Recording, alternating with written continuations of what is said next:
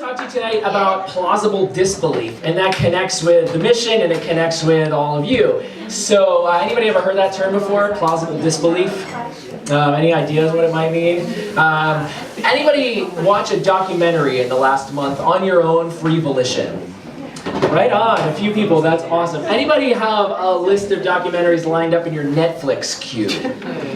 You're like, I want to watch that someday, somebody recommended it to me, it sounds like a good idea. Well, what keeps us from watching the actual documentary? I think that it's plausible disbelief. Because the moment that we watch something and we know for absolute sure, truthfully, that it's real, we have this overwhelming sense of guilt or responsibility, or a combination of the two. And we kind of hold it back and have this sense of, all right, human trafficking is an issue. And if I come to the Freedom Café, if I learn about this issue, if I watch a documentary about this issue, now what do I do?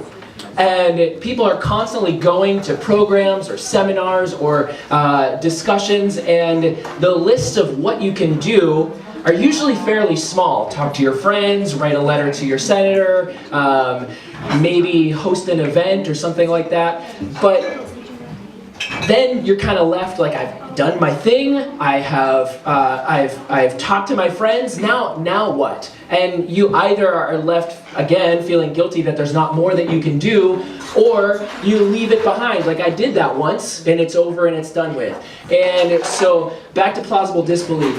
We, at the Freedom Café, we kind of designed this whole concept so that we could say, look, social issues are really overwhelming, they're daunting. When you find out that something like human trafficking, modern day slavery, is actually happening today, and that maybe you utilize products that are made by slaves, that maybe you are somehow implicated in the system, then you've got to find that out in a safe space where you can learn a little bit at a time while immediately taking action steps to bring change.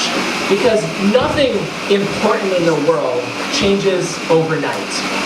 Most of us will be fighting our whole life to bring justice into different issues. And we want to inspire and guide our community in the long haul. And be a space where we can gradually learn. We can start maybe buying a coffee here once or twice a week, or a tea, and making a donation that will support efforts to end human trafficking. Maybe you decide, I'd like to learn a little bit more, and so you come to a longer educational session. Maybe you decide, you know what? I've got some free time and I'm passionate about this issue, and so you decide to give an hour or two a week as a volunteer, and while you're a volunteer you build a base of knowledge so that you can become an advocate.